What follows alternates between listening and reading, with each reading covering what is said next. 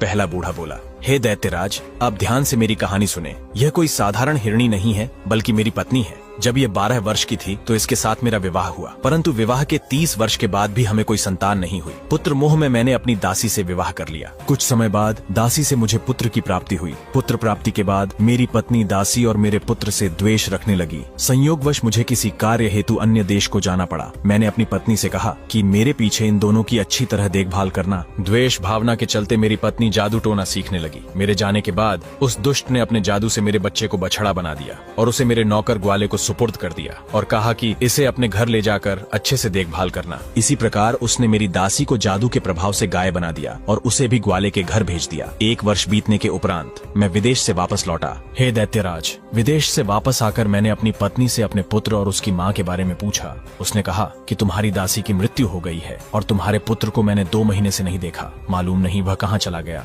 मुझे अपनी दासी के मरने का बड़ा अफसोस हुआ, परंतु मुझे आशा थी कि कभी न कभी पुत्र से मेरी भेंट हो जाएगी। इसी बीच काफी दिन गुजर गए। मेरी दुष्ट पत्नी ने एक षड्यंत्र रचा। उसने मुझसे कहा कि हमारे गांव में एक तांत्रिक है। उसने मुझे कहा है कि यदि हम एक गाय की बलि देंगे तो तुम्हारा पुत्र वापस लौट आएगा। पुत्र मोह में मैंने अपनी पत्नी की बात मान ली और मैंने ग्वाले से गाय मंगवाई। वह गाय कोई और नहीं बल्कि मेरी दासी ही थी, जिसे मेरी दुष्ट पत्नी ने गाय बना दिया था। मैंने जैसे ही तलवार उठाई, वह बड़े ही करुणापूर्ण स्वर में डकारने लगी और उसकी आंखों से आंसू की धारा बहने लगी। उसका यह हाल देखकर मुझे उस पर दया आ गई, परंतु रुष्ट होकर मेरी पत्नी ने कहा, यदि बलि नहीं दी तो हमारा पुत्र वापस नहीं लौटेगा। विवश होकर मैंने उसका सर धड़ से अलग कर दिया। राक्षस ने हैरान होकर कहा, तुमने अपनी ही दासी को मार डाला। हे दैत्यराज, जब मैंने गाय के रूप में मौजूद दासी का सर धड़ से अलग किया तो उससे सिर्फ अंतड़ियां निकली। मेरी कुटिल पत्नी ने कहा, स्वामी, हमारी बलि तांत्रिक को स्वीकार नहीं होगी। ये तो बिल्कुल ही दुर्बल गाय है। पुत्र मोह में मैं उस ग्वाले पर नाराज होते हुए बोला कि गाय को ऐसी दशा में क्यों रखा कि वह ऐसी दुबली पतली हो गई। मेरी कुर्बानी करने के लिए कोई बछड़ा ही ले आओ, किंतु वह मोटा ताजा होना चाहिए। ग्वाला शीघ्र ही एक मोटा ताजा बछड़ा ले आया।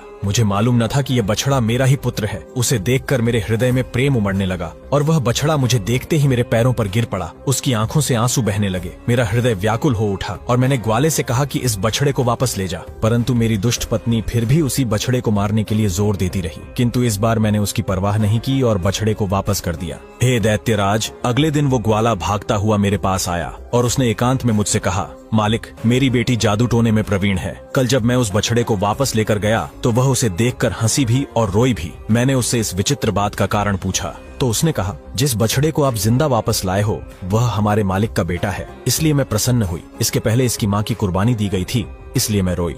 हमारे मालिक की पत्नी ने इन माँ बेटे को काले जादू के प्रभाव से गाय और बछड़ा बना दिया था। मैंने जो अपनी बेटी के मुंह से सुना वो आपको बता दिया मालिक। इतना सुनते ही मेरी